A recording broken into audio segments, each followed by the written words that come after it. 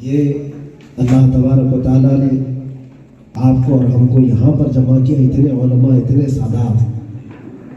مجھے بتائیں کیا یہ محفل بات بڑی بڑی کانفرنسوں سے کوئی کم ہے؟ جو میسج دینا ہے وہ ہم 4 لوگوں میں بھی وہی دیں گے اور 4000 میں بھی وہی دیں گے. لیکن میں حاجی صاحب سے کہا تھا کہ میں ایسی جگہ پر جانا چاہتا ہوں جہاں لوگ سلیقے کے ساتھ، سنجیدگی کے ساتھ ہمیں سن بھی سکیں اور ہم ان سے مل بھی سکیں. اکثر جلسوں میں جاتا ہوں تو حالات ایسے ہوتے تھے کہ میں چاہ کر کے بھی مصافحہ نہیں کر پاتا، کیونکہ اگر مصافحہ کرتا تو دوسرے دن تک میں لولا بھی ہو سکتا.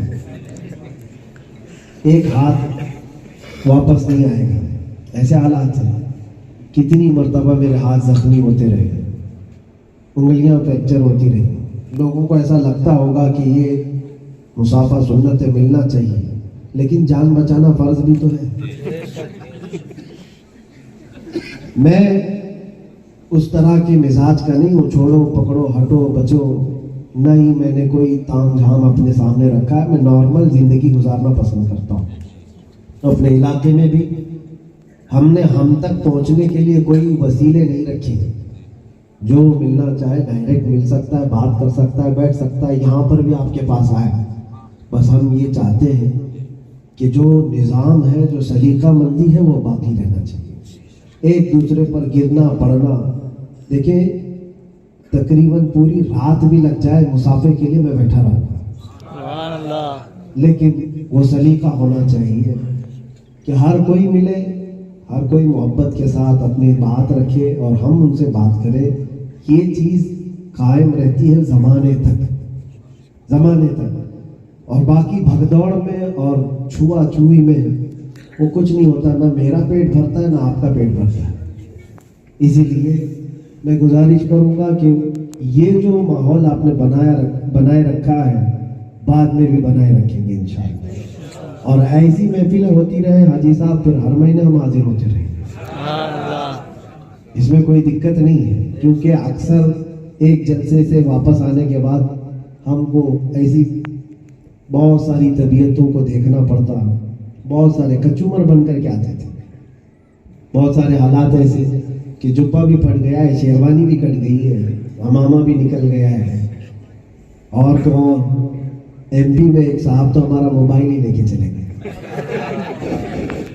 اور اس کے بعد 2 گھنٹے کے بعد وہ راستے پر لا کر کے دیا اور کہا برکت کے لیے لے لیا تھا. کہا اچھا ایسی برکت لینے والے لوگ، کہیں انہوں نے گردن کو نہیں دیکھا.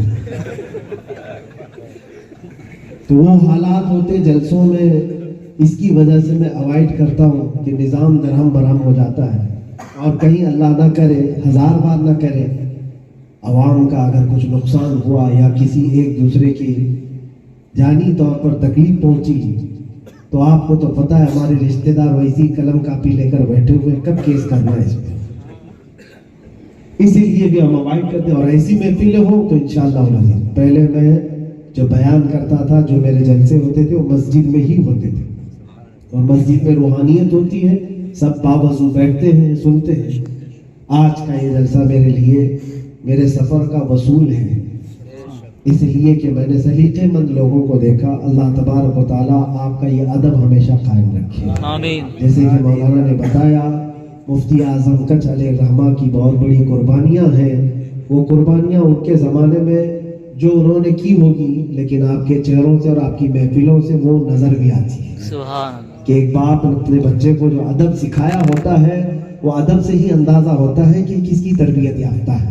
اور اگر ادب نہ ہو تو یہ بھی پتہ چلتا ہے کس کی نسل کی اور کس کی تربیت یافتہ ہے. بزرگوں نے یہ معیار بتایا ہے. جو بزرگوں کا ادب کرنے والا، ان کی صحبت میں رہنے والا ہے، وہ چھوٹے بڑے کے ساتھ تمیز سے بات کرتا ہے.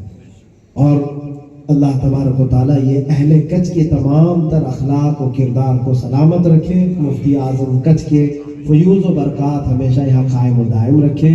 انہوں نے جو علماء پیدا کیے، مولا ان کے ذریعے سے ہزاروں اور علماء کو پیدا فرمائے. دعا کرتے ہیں الہ اشرف النبی اکرم محمد المصطفیٰ صلی اللہ علیہ وسلم وآله وأصحابه وأولياء ملته وجميع المسلمين والمسلمات الكرام. الفاتحة.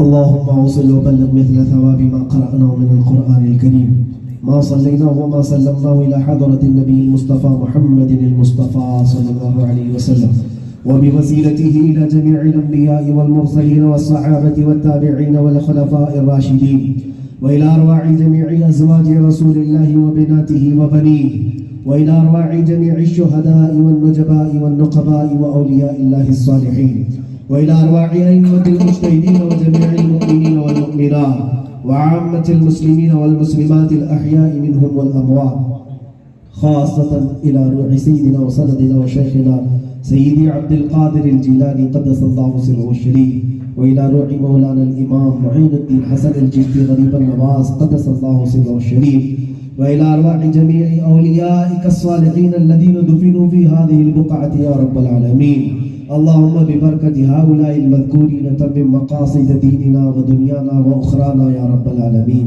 اللهم يسر عسيرنا فإنك ميسر لكل عسير، اللهم يسر عسيرنا فإنك ميسر لكل عسير. اللهم ارحمنا فإنك خير الراحمين، واستر عيوبنا يا ستار العيوب، واغفر ذنوبنا يا غفار الذنوب. اللهم ارزقنا الصحة والسلامة والنعمة وموتا على الإيمان، وأمتنا على أهل السنة والجماعة، واحشرنا مع الصالحين.